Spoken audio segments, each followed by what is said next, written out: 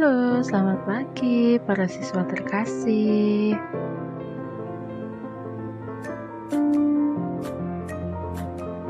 Bertemu lagi dengan saya, Ibu Yuli, dalam pembelajaran IPS. Dulu bahannya dan alatnya untuk kita mengikuti pembelajaran secara online.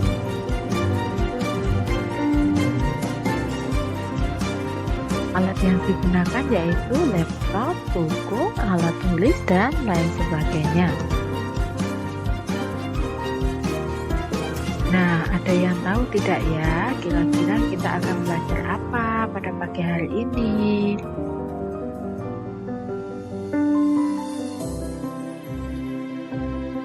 Ya, benar sekali. Pada pagi hari ini kita akan belajar mengenai lembaga sosial atau pranata sosial. Adapun tujuan dari pembelajaran kita, yang pertama yaitu menjelaskan pengertian dan jenis lembaga sosial. Lalu yang kedua, menyebutkan fungsi dari lembaga sosial.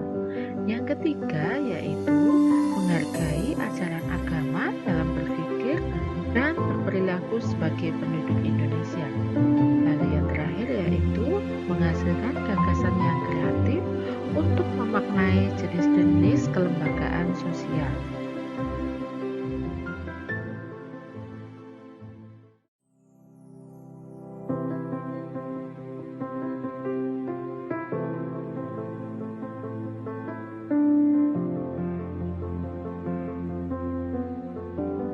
Nah, kita lihat dari gambar yang pertama ini ada petani yang sedang memilah padinya untuk dipanen.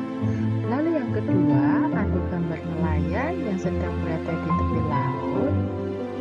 Kedua belah pihak ini adalah mereka yang sedang memanfaatkan sumber daya alam yang ada di Indonesia.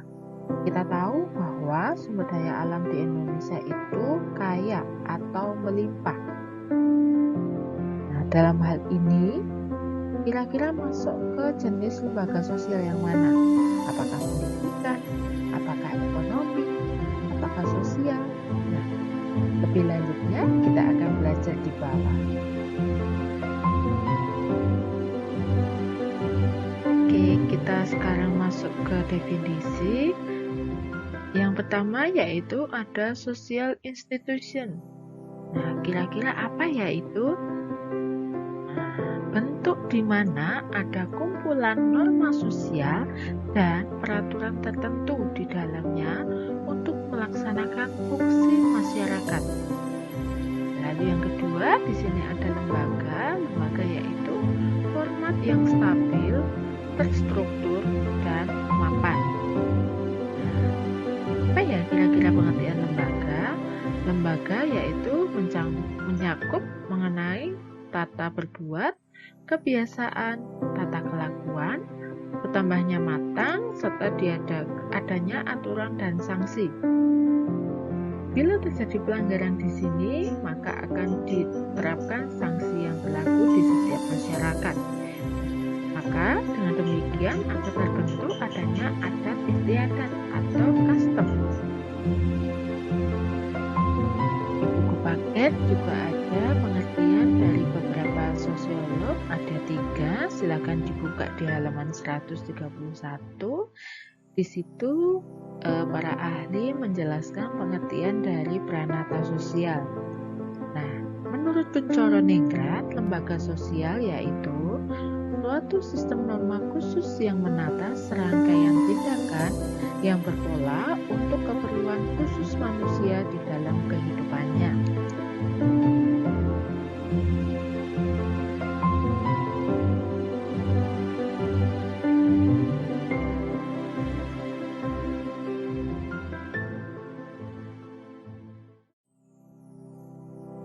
Sistem norma yang terdapat dalam kehidupan masyarakat itu akan terlembaga apabila memenuhi 3 syarat pokok yang ada. Nah, di situ sudah saya tuliskan ada 3. Yang pertama, sebagian besar anggota masyarakat atau sistem sosial menerima norma tersebut. Lalu yang kedua, norma tersebut menjiwai seluruh warga dalam sistem sosial. Lalu yang ketiga, norma tersebut juga mempunyai sanksi yang mengikat di setiap anggota masyarakatnya.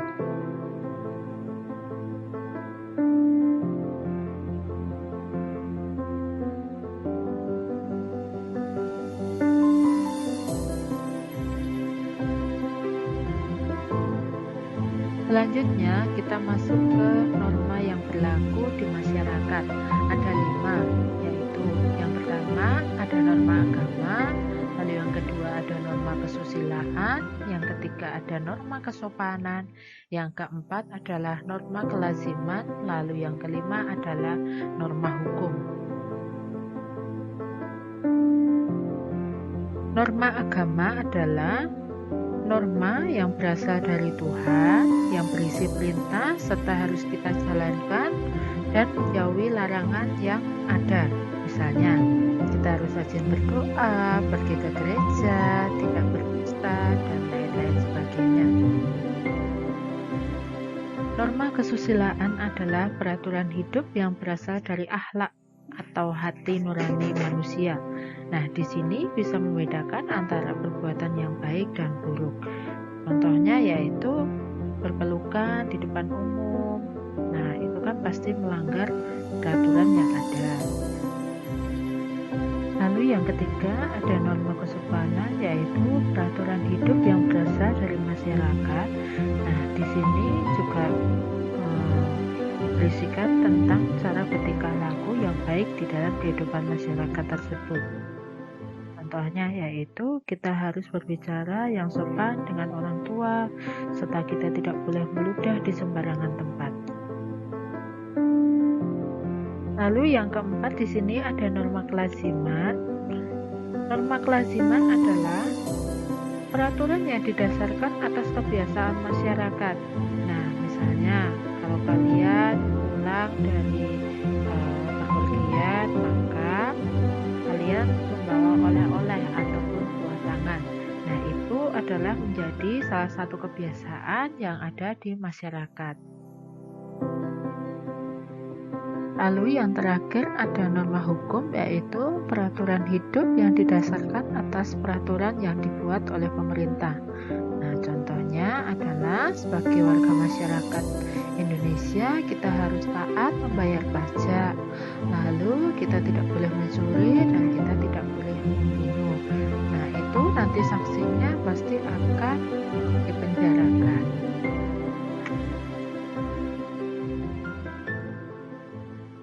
Selanjutnya ada jenis-jenis lembaga sosial. Di sini ada 5. Yang pertama yaitu lembaga keluarga, lalu yang kedua lembaga agama, yang ketiga lembaga ekonomi, lalu yang keempat ada lembaga pendidikan, dan yang kelima lembaga politik. Adapun tujuan dan fungsi dari lembaga sosial, atau saya tuliskan di situ ada 5 lembaga sosial, pasti memiliki fungsi dan peran masing-masing. Nah, kalau di lembaga keluarga itu adalah lembaga yang bertujuan untuk mengatur peran atau status sosial dari masing-masing keluarga. Nah, sedangkan yang agama, nah di sini adalah bertujuan dengan atau berkaitan peribadatan kepada Tuhan Yang Maha Esa. Sedangkan lembaga ekonomi kita tahu ada hubungannya pasti dengan kegiatan reproduksi, distribusi, dan konsumsi. Nah, pasti mereka juga menyediakan barang dan jasa yang kita perlukan. Lalu untuk lembaga pendidikan, tujuannya yaitu untuk mengatur kebutuhan yang berkaitan dengan mendewasakan manusia melalui upaya pengajaran dan pelatihan. Lalu yang terakhir yaitu lembaga sosial yang bertujuan mengatur kehidupan berkaitan dengan ketatanegaraan atau kenegaraan. Tadi sudah dicontohkan sebagai warga negara Indonesia yang taat, bayar pajak, tidak mencuri, dan tidak membunuh. Itu adalah yang mengatur lembaga politik.